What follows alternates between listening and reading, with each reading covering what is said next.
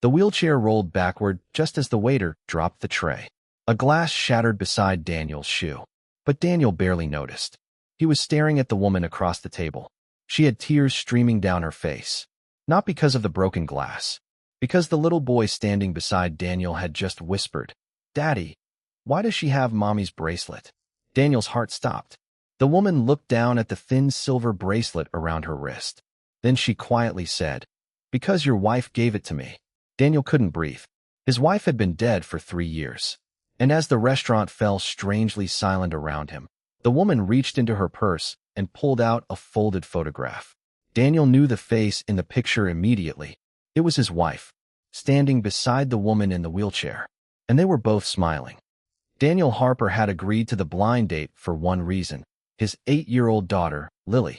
She had been the one pushing him to try again. "You can't be lonely forever, Daddy." Daniel always laughed when she said it. But the truth was, he was lonely.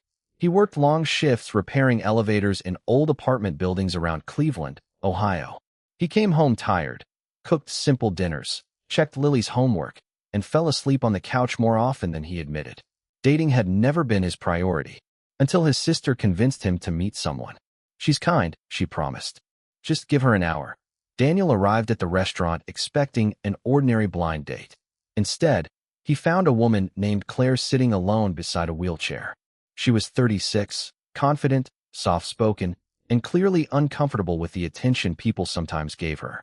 Daniel immediately realized the wheelchair wasn't temporary. He almost turned around. Not because Claire was paralyzed, because he was afraid he wasn't strong enough for another complicated chapter in his life. Then Claire looked up and smiled. "Daniel." He nodded. "That's me." Her smile disappeared for half a second, like she had just recognized something she wasn't expecting. Daniel noticed, but he didn't ask. The first 20 minutes were surprisingly easy. Claire worked from home as a children's book illustrator. Daniel talked about Lily. Claire listened carefully. Then she asked something strange. "What was your wife's favorite flower?" Daniel froze. "My wife." Claire looked embarrassed. "I'm sorry. Your sister mentioned you were widowed." Daniel nodded. "Sunflowers." Claire smiled faintly. She would have remembered that. Daniel frowned. "Did you know her?" Claire looked toward the window. "Not exactly." It was the first crack in the evening. Daniel wanted answers. But before he could ask, his phone rang. It was Lily's school. She had forgotten her inhaler. Daniel immediately stood. "I have to go." Claire didn't hesitate. "Go." He grabbed his coat. Then Claire quietly said, "Daniel, don't stop talking to me because of what happened tonight." He looked at her. "What happened tonight?" She gave him a sad smile. "You'll understand later." 2 days later, Claire called. Daniel almost ignored it. Instead, he answered. She invited him to a small community garden where she volunteered. When Daniel arrived, he found Claire helping children paint wooden flower boxes. She wasn't helpless. She wasn't fragile. She was fiercely independent. And when one little boy accidentally spilled paint across her lap, Claire laughed so hard that Daniel couldn't help laughing too. For the first time in years, he forgot he was supposed to be careful with his heart. They began seeing each other. Slowly. No dramatic romance. Just coffee. Walks where Claire used accessible paths. Conversations in Daniel's truck while Lily did homework in the back seat. Then one afternoon, Lily asked Claire a question. "Did you know my mom?" Claire went completely still. Daniel immediately looked at her. Claire swallowed. "Yes." Lily smiled. "Really?" Claire nodded. "Your mom once saved my life." Daniel's expression hardened. "What does that mean?" Claire looked down. "I can't tell you yet." That answer changed everything. Daniel stopped calling. For 2 weeks, Claire didn't chase him. Then a package arrived at his house. Inside was the silver bracelet, the same one Daniel had seen in the photograph. There was a note.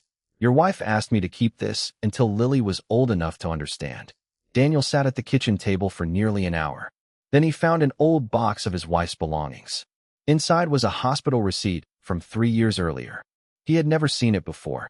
The date was 6 weeks before her death. Daniel's hands began shaking. His wife had apparently visited a rehabilitation hospital. Why? He drove there the next morning. The receptionist recognized Claire's name. And finally, Daniel learned the truth.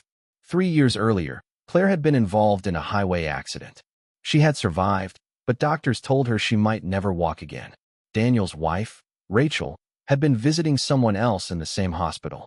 She met Claire by accident. Rachel discovered that Claire was considering giving up rehabilitation because she couldn't afford the treatment. So Rachel quietly paid several of her medical bills. Not because she was wealthy. She wasn't. She had simply used money from a small life insurance policy she had received after her father died. Daniel had never known. But there was more. Claire hadn't told him because Rachel had made her promise. She didn't want Daniel to know. Why? Because Rachel had been diagnosed with a heart condition, and she knew her time might be shorter than she admitted. Daniel sat in his truck outside the hospital, unable to move. He remembered all the nights Rachel had told him she was tired. All the times she had smiled and said, "I'm okay." She hadn't been okay. She had been quietly helping someone else while hiding how frightened she was herself. Claire finally called. Daniel answered. "You should have told me. I wanted to. Why didn't you?" Claire's voice broke. "Because your wife made me promise something." "What?"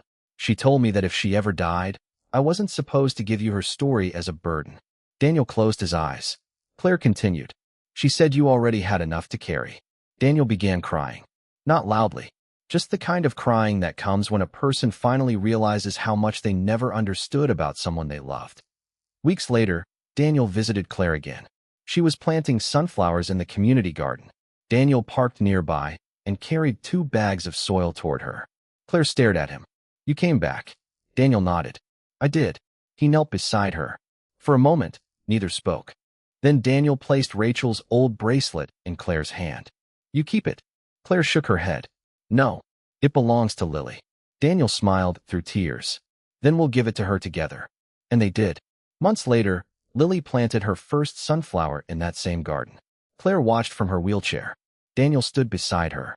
Nothing was magically fixed. Claire still faced difficult days. Daniel still missed Rachel. And Lily still sometimes cried when she remembered her mother. But something new had grown among all that grief. Not replacement. Not forgetting. Healing. Daniel finally understood that love didn't always arrive to erase the past. Sometimes it arrived carrying a piece of the past you thought you'd lost forever. That night, Lily looked at the sunflower and asked Claire, "Do you think Mom can see it?" Claire smiled. "I think she'd be proud." Daniel looked at the flower moving gently in the evening breeze. And for the first time since Rachel died, he didn't feel like moving forward meant leaving her behind. He finally understood. Some people leave our lives, but the kindness they planted keeps growing long after they're gone.